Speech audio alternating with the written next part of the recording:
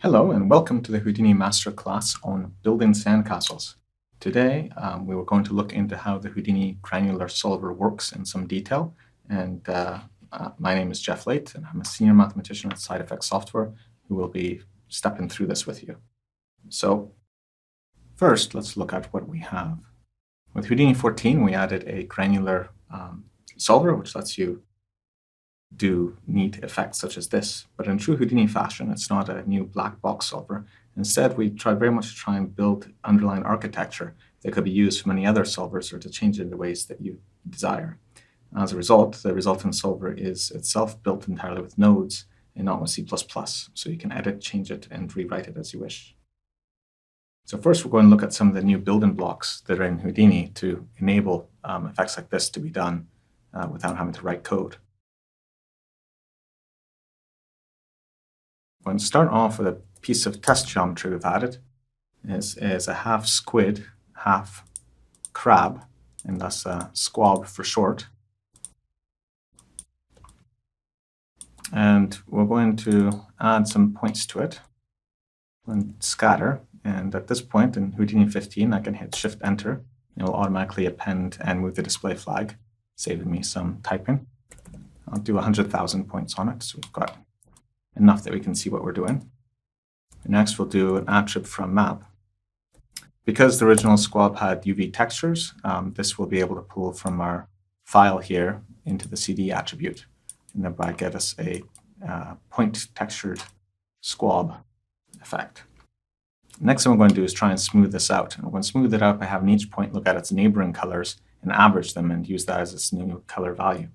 So I'll do an attrib VOP and dive into the attrib VOP. And here I'll do a point cloud open. And the point cloud open, I'll point to our own op input as the file to read. And the P position is our position of our current point to operate on. And we'll try and find the 100 closest points within a search radius of 0.1. This returns a handle. I can use that in a PC filter, point cloud filter. And the point cloud filter can average automatically all those an attribute, such as color, together. So if I wire this back out to color, and see it becomes blurry, because I've basically taken the 100 nearest points and averaged their colors and stored them in my own point value. I can also at this point determine what the farthest point distance was of those 100. So I can then export that as an attribute. So I'll do a bind export. And when I export, I'll create a new attribute called farthest, which will store the resultant distance. If I switch to the geometry spreadsheet, we can see the farthest attributes show up here. Now, these geometry spreadsheets can often have a lot of attributes in them as you start to add in attributes for all the things you're trying to investigate. So it's useful to be able to isolate them. I can do far star, and only attributes that start with the word far will end up being in my list. Similarly, I can only look at points 5 to 10, or as a more advanced thing, look at points whose farthest value is less than 0.05. And so these are just the points which are very close to a lot of other points.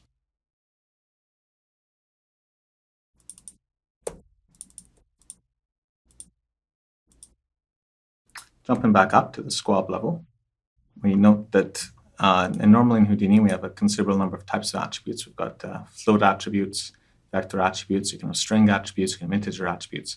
These can also live in different places.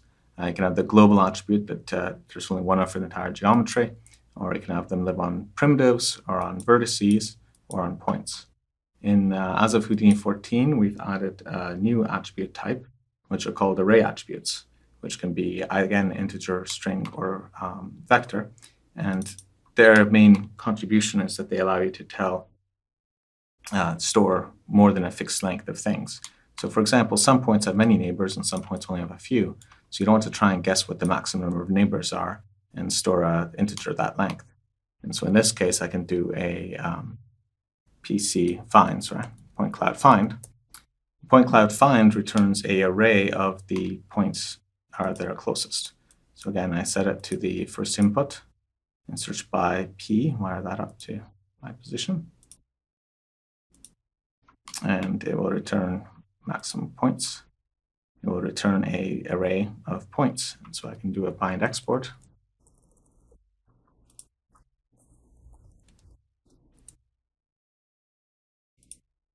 And call this my neighbors. I go to the geometry spreadsheet. We now have a neighbors list here, which consists of the point numbers that are closest. Obviously, we're always close to ourselves, so that shows up first in that list. Now, why would we want to cache an array of points like this? A good example shows up in many cases where you'd want to search many times, but you only want to do the search once. It's going to be very expensive to find points close to you, and you might want to apply an operation on them many times as a result of it. One example, something like a ripple solver.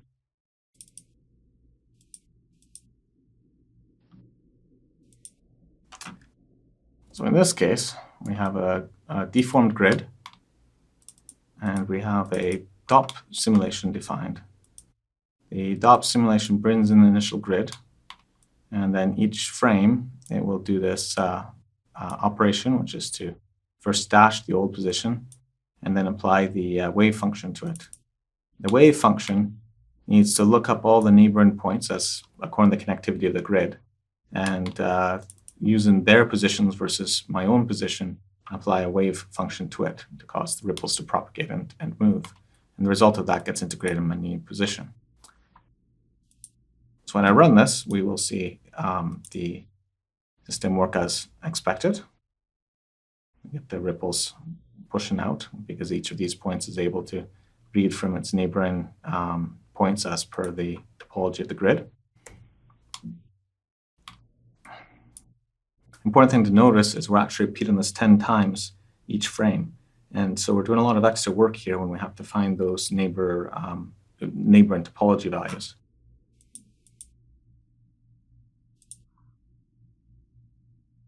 So if I increase the number of points to this, we now have 1 million points. And if I hit play, it plays rather slowly. If we did a performance analysis on this, we find that most of the time is spent in those neighbors calls, looking up the neighbor tables and trying to find what the neighboring points are.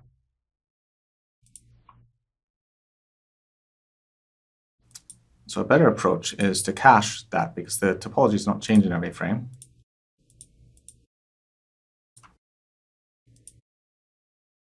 Now this system, which you can see runs considerably faster. And what it's doing is we are first in the original grid object.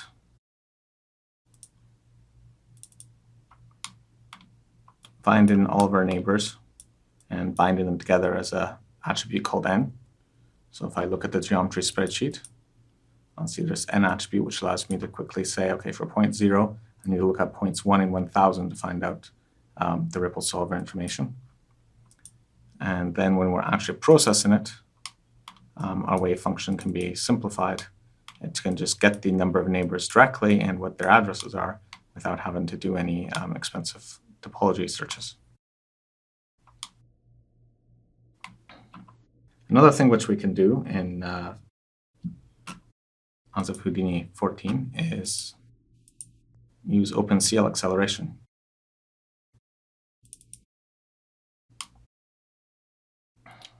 So this is the same ripple solver, except instead of using VOPs, we've written OpenCL kernel. So this is standard OpenCL code, and it gets bound to the attributes according to various bindings options. As they say, the attribute old p is a three-length float that I want to bind as a writable attribute, and p is a 3 float which I want to bind as a readable attribute.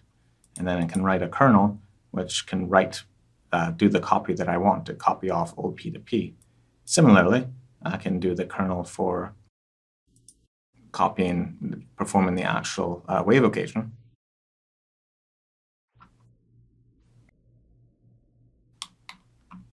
And the result is that the operation can be run on the video card. and to take advantage of some of the very fast memory which the video cards have compared to the CPU memory. This is particularly advantageous if you're going to repeat something, because all of the data stays on the video card until it's needed again by the main memory. So in this case, for example, we need to bring the data back across to draw the polygons on the screen, because unfortunately it can't. It does need to go back to main memory for that. But during the iterations, the 10 iterations, it stays on the video card. This means if we change the number of iterations from 10 to 100, we don't get 10 times slower, because we can take advantage of the fact most of the time was being spent on that synchronization.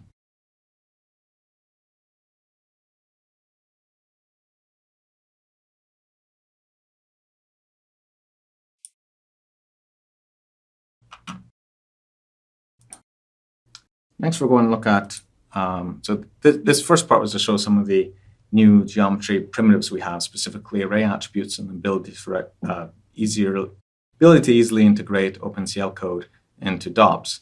These two things together allow us to get to express the grain solver and make it very fast. But I'd like to now talk about exactly what the grain solver is doing. So the simple problem we're trying to solve with the grain solver is collision. If we have particles flying through space without collisions, we already have that solved with POPs, or closed form integrators. Things get messy when we have lots of particles colliding together. This first example, we have two spheres, and we're going to collide them using the bullet solver by actually making spheres, having them collide, just as a very simple example. What bullet is doing here is it finds any overlaps between the objects and builds a chain of collisions and tries to find a solution to that whole set of collisions simultaneously. By comparison, how you'd often solve this problem in POPs would be with something like a interact POP. And so in this case, as the two spheres overlap, you'll apply a force to separate them. So I can turn on the force I'm using as a visualizer. And we can see here the force growing stronger as they overlap and decreasing again as they separate. And so you can successfully have them bounce apart.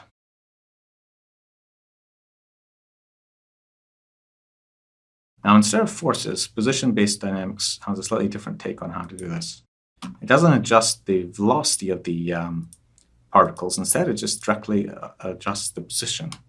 So the simplest way to look at this is, again, we have two particles colliding, but my constraint that I'm going to apply is the separation constraint. And it's an incredibly simple constraint. It just compares each point, the distance from each point to every other point, and checks to see if they overlap. If they overlap, it'll push myself out of the overlap. Well, half the distance, because it's assumed the other point will push itself in the other half in the other direction. And so if we run this, we can see our points successfully don't overlap. But if we look closer, we can see that these points are actually still have their velocities at full speed. So if I look at my velocity attribute, we can see it's still at the full amount here. So they're still pushing into each other every single frame. They've never actually come to a stop, because all we've done is just been separating them to stop them from overlapping. We haven't actually been applying any forces. So we could try and find what the force is required to stop them and apply that force. Or the simpler approach, which is done with position-based dynamics, is just to set their velocity to be the change they actually did. And that's what happens in this case. So here this will look the same as the other one. The only big difference is the velocity will now be 0. And the reason why it became 0 is because we added this solve step to set the velocity to be the difference in positions divided by time step.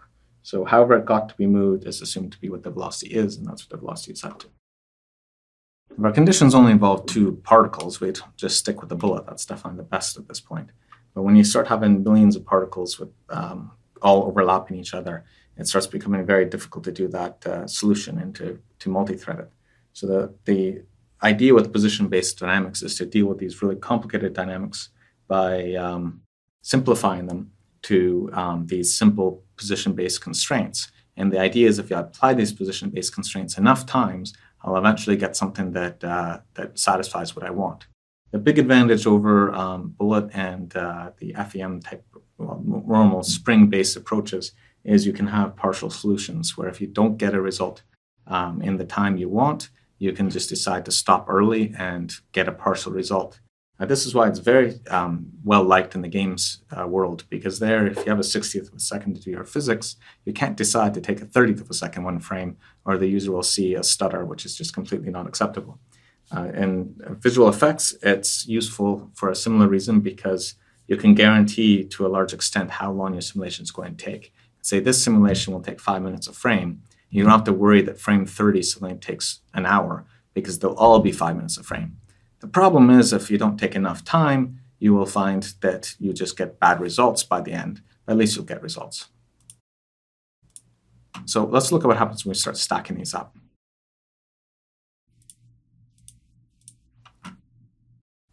With Bullet, it's quite simple. I've got a perfectly stacked set of spheres.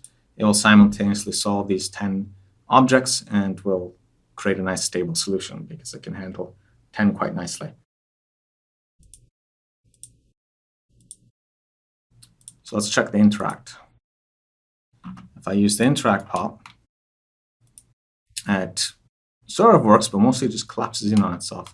It's not too surprising. My interact strength was set to 10. My gravity is minus 9.8. And so it's going to barely be able to overcome gravity for one pair, and let alone 10 pairs. So we increase the strength of this, and we can see we've got something that holds better, but starts to become unstable. So I say, well, I need more strength. 1,000, now it's horribly unstable. And to deal with this instability, the trouble is we're using too big of a time step. So you have to reduce your time steps. So I can go to 10 substeps, got something a little bit more stable, maybe 100. And now it's still not fully stable. I probably want to add some damping to stop this energy gain. But as you can see, we've also made 100 times slower, which is not well liked.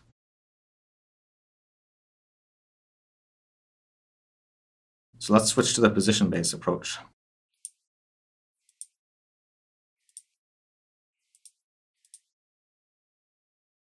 In this case, we have that separation rule that's applied every frame.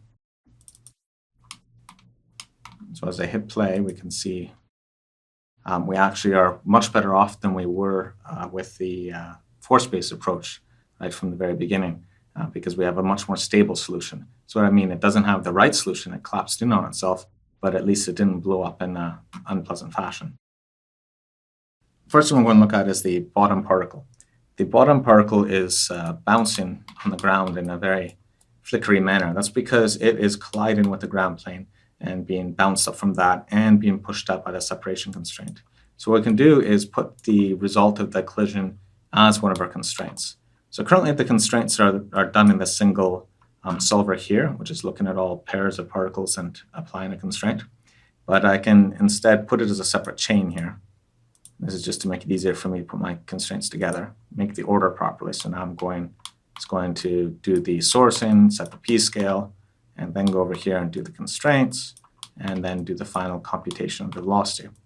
So after I apply the constraints between particles, I can apply a constraint with the ground plane. This way my ground plane will always be satisfied.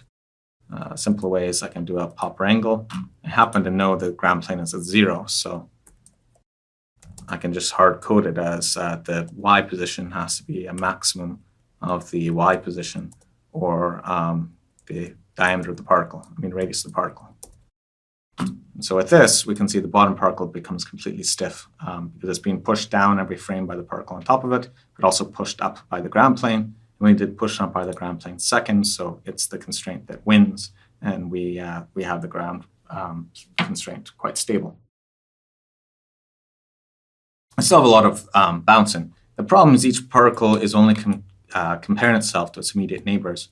So if we look at a particle in the center here, which is being crushed, it has two constraints it's trying to solve. So we'll go farther down to here. This particle is trying to get away from this one and away from this one. And both of them are going to balance each other. There's very little total effect. The only real effect comes when they become strongly unbalanced at the bottom or the top of the system. So to try and get the information of this collision with the bottom particle to propagate to the top, we need to we can just iterate the whole constraint system.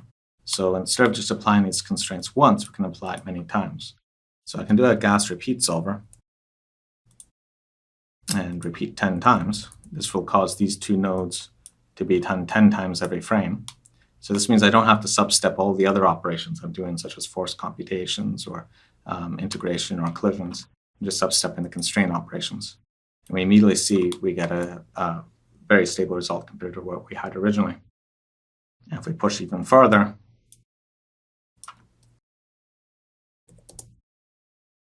we can do 100 iterations and have a very stable result. Of course, this is 100 iterations. We don't always do 100 iterations. So there's another trick we can do.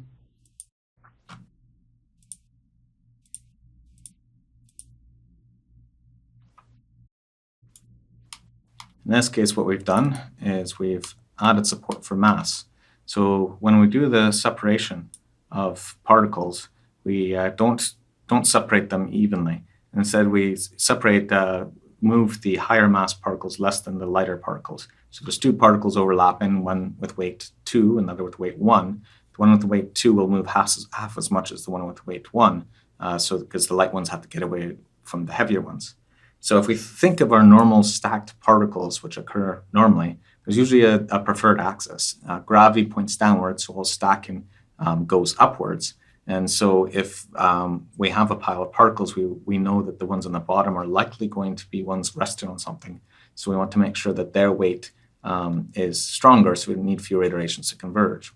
In this case, I can look at this stack of particles and the geometry spreadsheet, and we've computed the mass on frame 2. Actually, only looking at V, so there we go. Look at mass, and we can see that we've done a wide variety of masses here, ranging from 0.6 to E minus 5.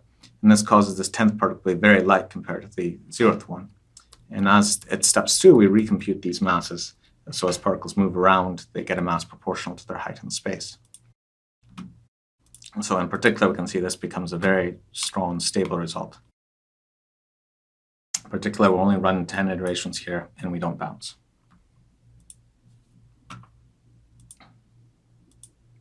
So that's some of the theory of how it's built up. Now let's look at what happens when we try and use it.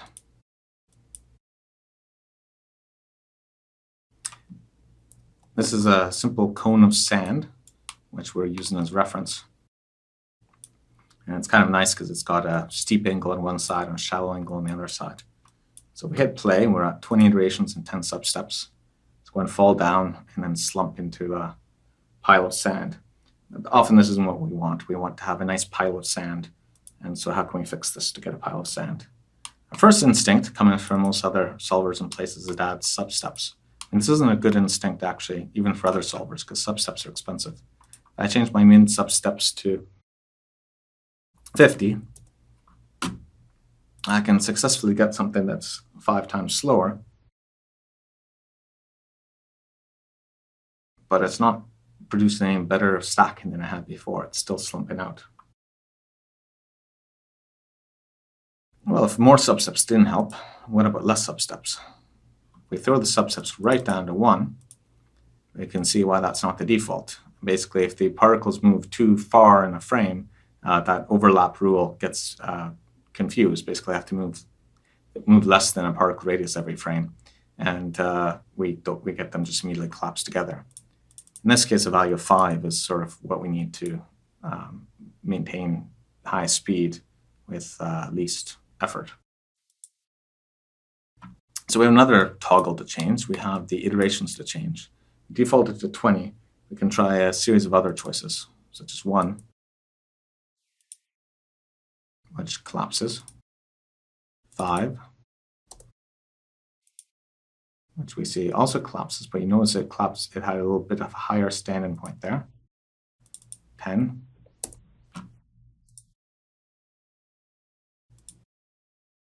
20.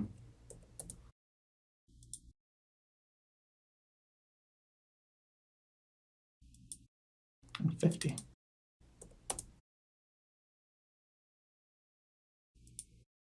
It's interesting here to watch that sort of shoulder of where, with the first bounce, it breaks apart. So it's about there for 15, but there for 20, and about there for 10, and then 5 and 2, it was very low.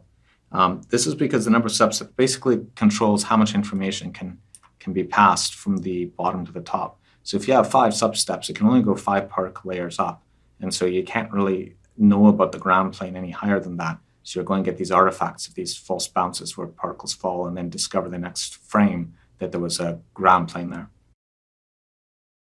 So let's go back to 20 iterations, but change our kinetic scale. This is the friction scale. Sending that to 0.5 will make the particles a lot stickier to the ground and to each other, which will help form a pile of sand.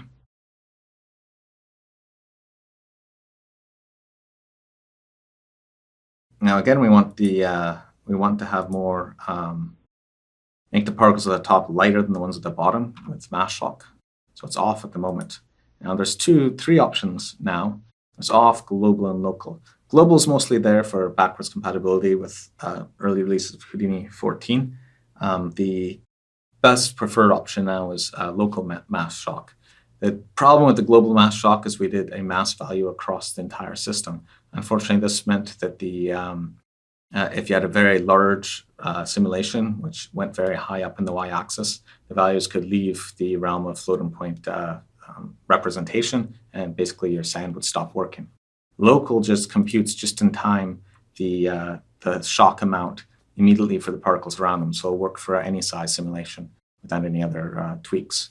What you do want to make sure is your axis does respect gravity. If you're using, for example, Z up, you'd want the shock axis to be 0, 0, 1 rather than 0, 1, 0. Similarly, the shock scale and power is an estimate of how much the mass should vary over as it goes up and down. It's measured sort of in particle radiuses. So if a value of 0 means that it's uniform, so as if it was off, and 1, 2, etc. makes it a stronger effect. So here we can see we get a proper sand pile. Now, at this point, we go to quad view and go back to our first step. We realize we did do something wrong here for making a pile of sand. Namely, we didn't line up that first frame. So at the very beginning, the sand fell, and that, of course, made an initial spurt of energy as it had to bounce up from that fall.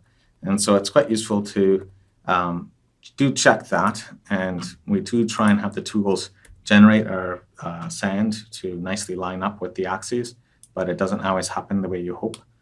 So it's good to double check that if you're trying to get an initial configuration, which is as stable as possible. And just dial this down so it lines up. Now when I hit play, we don't have that initial fall, and we get a pile of sand.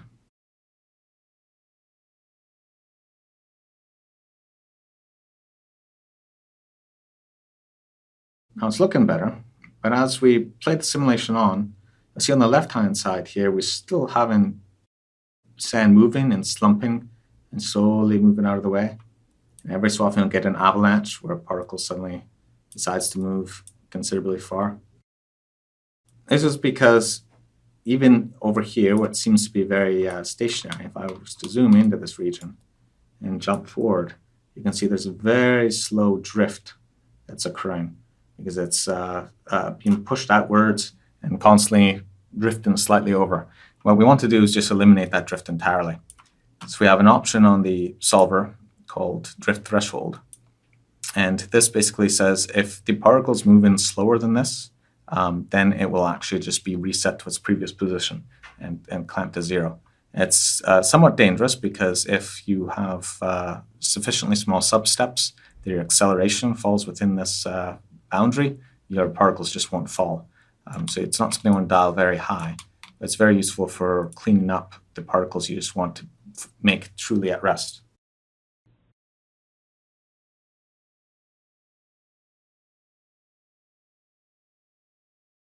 So as you can see now, those particles are actually at rest, so they won't have any surprises 200 frames later when something decides to tumble down. The similar option here is max acceleration. This is the other control which I recommend. If you have particles exploding outwards because of some motion or some character entering the scene that is very quickly pushing into the particles, they can end up getting very large speeds very quickly, and thus you get these particles flying away. This can be the effect that you desire, and it's not sort of unrealistic for it to occur, but also might be the effect you don't desire. So max acceleration basically is how fast any particle is allowed to accelerate as a result of the PBD engine. And 10 is sort of, you can think of as being one gravity if you have your gravity set at your usual minus 9.8. And so I'd say something like 50 is a good starting point here to dampen down any of those sudden sprays of particles you get. If you set this too low, of course, the particles sort of become liquidy and they sort of take a few frames to move out of the way of an object rather than doing so immediately. We have here Flip, your inflatable companion that's fun to play with. We've turned him into sand. When he hits the tube, he'll fly apart into thousands of particles, as each of these grains is moving independently of the rest. So they bounce off each other. There's nothing holding them together. But if you're playing near water, there's a chance you get wet, and your sand gets wet, and then the water basically acts as a sort of cohesive force, holding sand grains that stick together. You get similar effects with sort of static electricity type things with packing peanuts. So to do that, we have what we call clumping. And so in the sand update, I can turn on clumping. And when I do that, we can now see it's being held together. So whenever grains get close to each other, there's another constraint being added, which they stay close to each other. So this naturally breaks if they move far enough apart or stays together while they're together. Now, being Houdini, the clumping strength is an attribute, in this case, attraction weight. So if I go to our source geometry where I define all of this, and look at our wet sand node, we're here creating an attraction weight attribute, which is currently just set to wetness value of 1. But I can turn on a visualizer for it.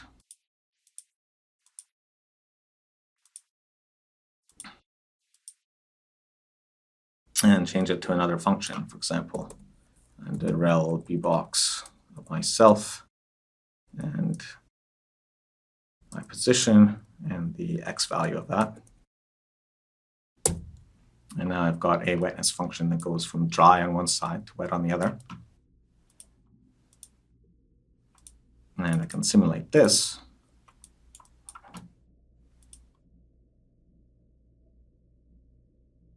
And now I can see the dry side, the grains are acting independently, and the wet side, they're clumping together. An interesting thing starts to happen here, though. You'll see that the whole sim starts to be pulled over in this direction. This is because these attraction weights become non-symmetric once we start varying the attraction size. But one thing we do is a step called constraint averaging. Constraint averaging ensures that the simulation stays stable regardless of the number of constraints you add. So as you decide, I want clumping, and I want explicit constraints, and I want interaction constraints, you don't have to worry about adjusting weights to correspond to that. Unfortunately, it does mean that in cases like this, you can get artificial energy added to the system. And so if you're seeing clumps of particles suddenly seem to twist in midair in ways you don't like, the answer is to disable the constraint averaging. So if I disable the constraint averaging and go to the solver page and disable it, it will immediately explode. This is why it's not disabled by default, because what I need to do is adjust my weights to account for that. So in this case, I know that dropping usually all your weights should sum up to 1. So internal collisions plus clumping make that sum up to 1. And if I had explicit constraints, I'd also have to put a weight on them. Now I'll be able to have it be stable, and we won't have that strange sideways energy added.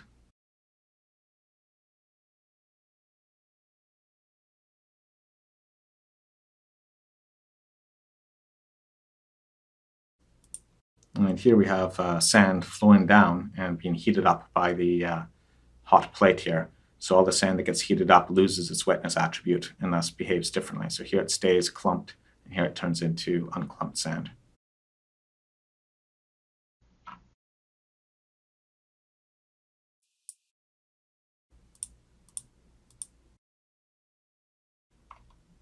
It's very important to remember that the granular solver is not a new black box solver, but it's really just another solver inside of POPs itself. So here I have a cube of points, and I've made a pop drag and a pop attract to cause the points to all be attracted to different parts of flip. And so we get this sort of effect here. Now, if you have a particle effect, you're like, wait a second, I want these particles to now interact like hard spheres to keep themselves apart. The answer isn't to switch to a grain solver, it's just to add a sand update step to my particle solver. So here's the sand update step. And adding that in, now they are going to be colliding with each other and acting like grains of sand.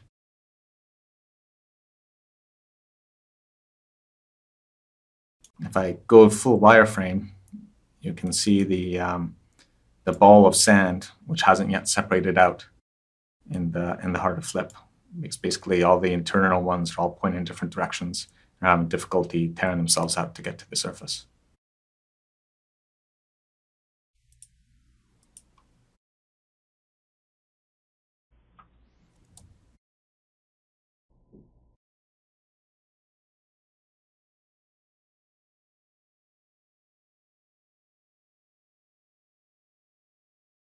And so here's the flip flotation device for all testing needs.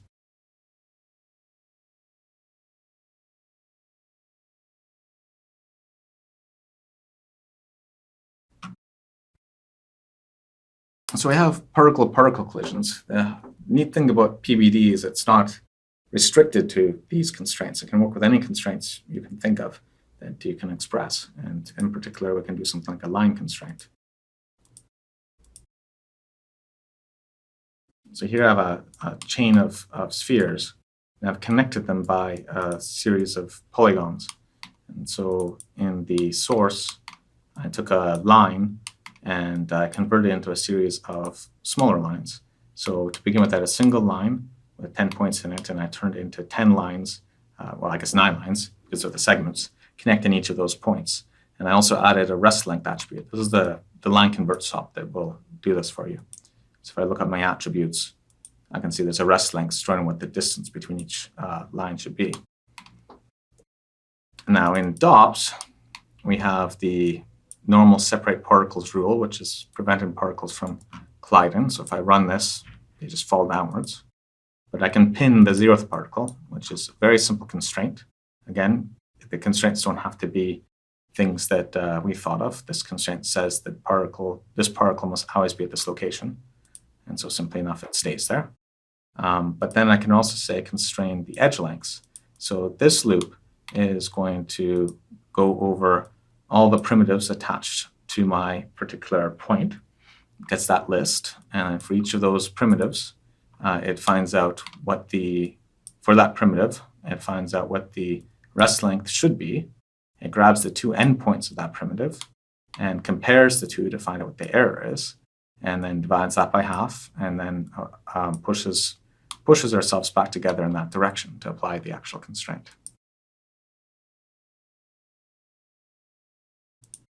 So if I turn on that constraint, we'll see we have basically the opposite of stacking, where all these points are being held together as a chain. And this is how we get the pearls before swine example.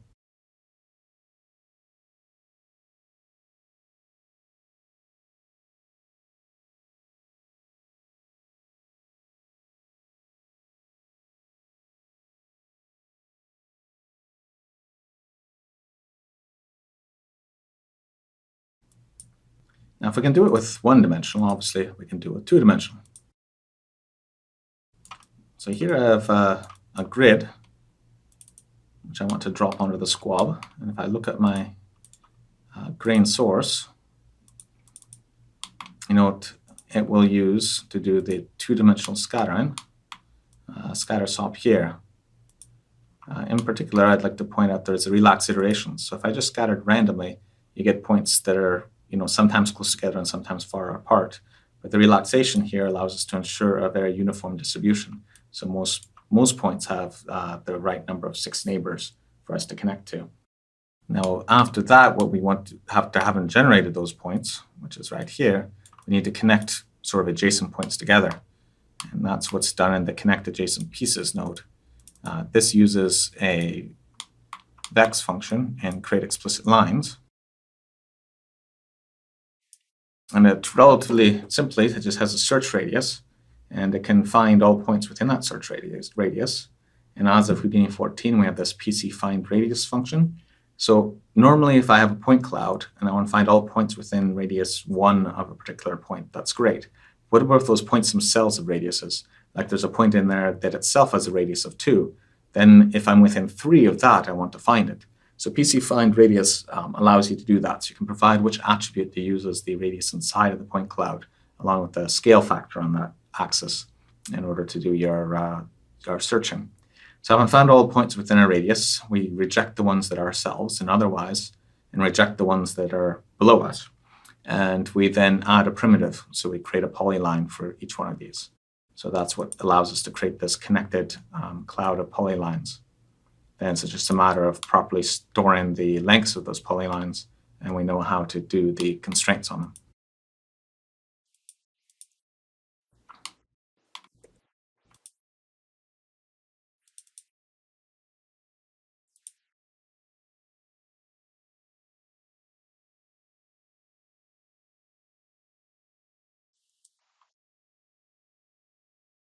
So here we can see the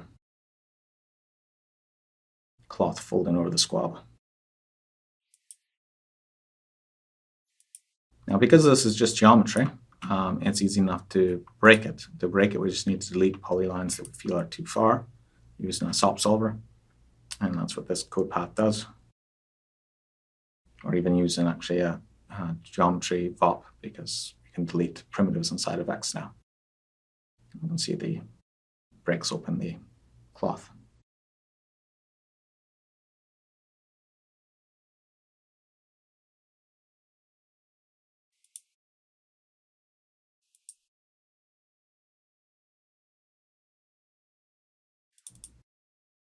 This example here is a 185,000 point grid that was simulated, and then a 1 million polygon mesh was then embedded inside of it using the point deform.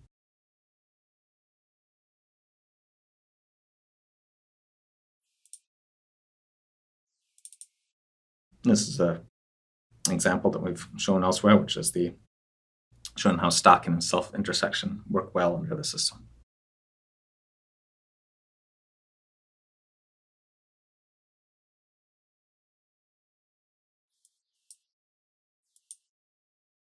Moving from 2D, we can go to 3D. And this is the test geometry pig. If I hit play, you can see I have a very simple animation on him, just to spin around in a circle. And I want to create a bunch of points to capture them. So I do that in the pig head object. And we start with a pig head, and we can create points for pigs. So this is doing a 3D full point generations. The points are both inside and outside of them. But at the same time, I want to define a solid interior of the pig, so it's not entirely soft, but has sort of a thick bone on the inside, and not having any idea what this pig's skeletal structure is like. I'm going to do the simple task of just shrinking its outside and calling that the structure. So in this case, if I turn off other objects, we can see I've got the initial VDB of the pig head, and I can shrink it, and using VDB offset, I reshape, and somewhere around here produces sort of nice results. And I use that as a group. And so here we can see we've grouped the points inside as bone points if we want them to be the rigid points of the simulation. So moving to the simulation.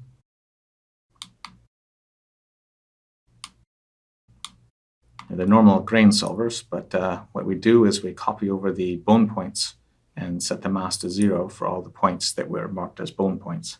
And so these grab their points and their velocities from our reference motion and set their mass to 0. Mass 0 is a special value, which basically means infinite mass. And so any constraint which is trying to compare itself with the mass 0 point we'll know that that point's not actually going to move. So instead of doing half the motion or part of the motion, we'll do the full motion. So with this in place, we can simulate.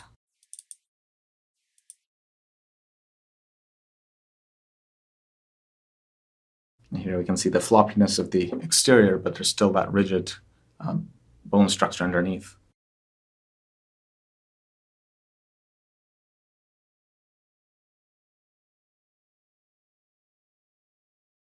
Of course, we want to deform the original skin. So to do that, we have the deform rig. And this uses the point deform SOP to accomplish that. And it basically takes the original rest set of points and the deform set of points, and also looks at the connectivity of the points to be able to figure out the rotation involved. So it's not just a purely linear transformation, but also can support rotations.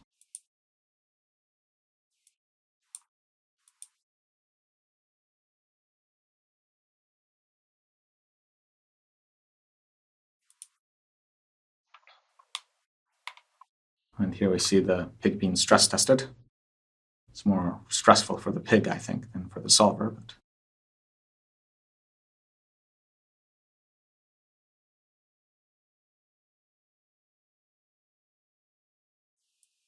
so a neat aspect of this whole approach is we can also mix different simulation levels together at the same time. So the particles do not need to all be the same size because of that PC find radius ability. So in this case, we're combining the plain sand behavior with explicit constraints to get sort of a soft slug collapsing into a bed of sand grains. There's 1.5 million particles in total, and the slug's particles are actually 8 times the radius of the sand particles. So there's a huge difference in scale here.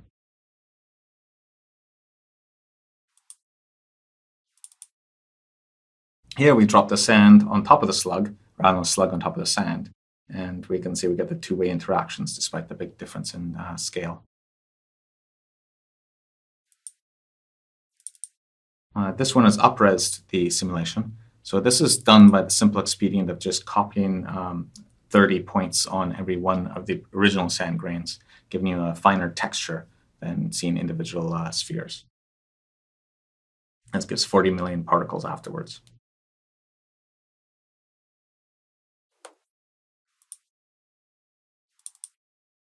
Final one here is reimagine the simulation. So we're using a uniform volume as the particles to do the shader, and creates a nice sort of wet snow effect.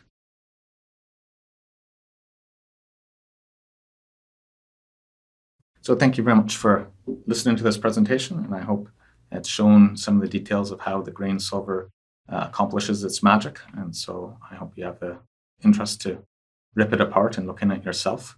And I look forward to seeing what wonderful things you are able to create with all this. Thank you very much.